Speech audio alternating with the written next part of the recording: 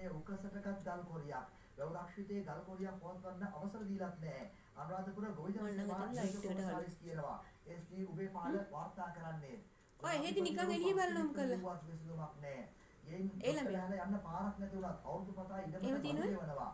ගුවන් යානයක් තිබුණා උඩින්වත් නුවරලින් එන කතාවක්. ගණපති දෙමක ලිපියක් ගැන පරීක්ෂණ කරන්න උපදෙස් ලැබිලා තියෙනවා. මම අපි කියතෝ වීඩියෝ එක මාලා කරන්නේ. ආරේ විශ්වවිද්‍යාලයේ වාර්තාව ජනාධිපතිවරු දැන් ඉන්න ජනාධිපතිවරයාට ලියන්නකෝ.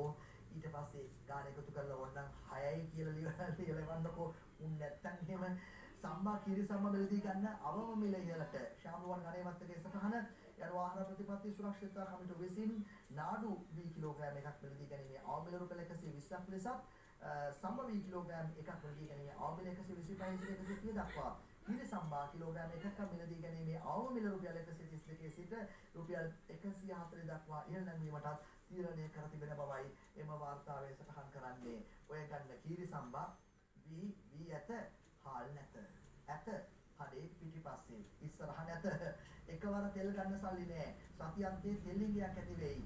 කලින් තෙල් බෙදුම් කරුවන්ගේ සංගමය කියනවා. කිසිම බාධාවක් නෑ. කලින් ගත්තෙත් ණයට. කලින් තෙල් තොගකබඩ අමාරයන්තය සමාගමේ කළමනාකාර අධ්‍යක්ෂය කියනවා. ආශ්‍රික ජයවීරගේ සටහන.